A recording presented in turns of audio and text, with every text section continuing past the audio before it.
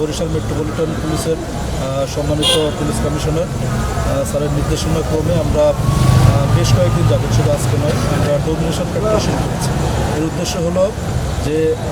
আসন্ন ভোটে যাতে কেউ কোনো ধরনের অপ্রীতিকর ঘটনা ঘটাতে না পারে, শান্তি শৃঙ্খলা যাতে ঠিকঠাক মতো বজায় থাকে এবং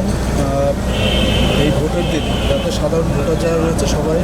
একেবারে নিরাপদে নির্ভয়ে তাদের পছন্দের প্রার্থীকে ভোট প্রদান করতে পারেন, সে ধরনের একটা পরিবেশ নিশ্চিত করার জন্যই আমাদের এই ডোমিনেশন। আপনারা জানেন যে আমাদের বরিশাল মেট্রোপলিটন পুলিশে শুধু আপনার এয়ারপোর্টে নয়, মেট্রোপলিটন এরিয়ায় যে সমস্ত ঝুঁকিপূর্ণ কেন্দ্র রয়েছে সেখানে আমাদের বাড়তি নজরদারি আমরা আগে থেকেই শুরু করেছি এবং সেখানে আমরা স্ট্র্যাটেজিক পয়েন্ট হিসাব করে আমাদের যে বিভিন্ন স্তরের নিরাপত্তা আছে, যেমন আপনার স্ট্যাটিক ডিউটি আছে, মোবাইল ডিউটি আছে, স্ট্রাইকিং রিজার্ভ আছে এবং পাশাপাশি স্ট্যান্ড বাই আছে এবং এর পাশাপাশি কিন্তু র্যাব আছে এবং সেনাবাহিনী রয়েছে এবং বিজিবি আছে, পুলিশের অন্য সংগঠনগুলো রয়েছে। আমরা এখানে যে সমস্ত ঝুঁকিপূর্ণ কেন্দ্র আছে সেখানে সব ধরনের অ্যাটাচমেন্ট, সব ধরনের বাহিনী কিন্তু সেখানে এঙ্গেজমেন্ট থাকবে এবং আমাদের কিন্তু বাড়তি নজরদারি থাকবে। তো আমাদের ফোর্স এবং মোবাইল টিম স্ট্রাইকিং সকলের একটা এক্সট্রা নজরদারি সেসব ঝুঁকিপূর্ণ বা গুরুত্বপূর্ণ যেগুলো আপনারা বলছেন এগুলোর প্রতি আমাদের নজর এবং আমরা খুব দৃঢ়ভাবে প্রত্যাশা করি যে আমাদের এই সিকিউরিটি অ্যারেঞ্জমেন্টের মাধ্যমে আমরা একটি নিরাপদ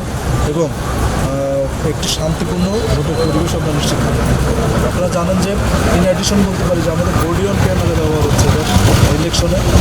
যাতে করে কোনো ধরনের ঘটনা সেটা আইনশৃঙ্খলা বাহিনীর পক্ষ থেকে হোক বা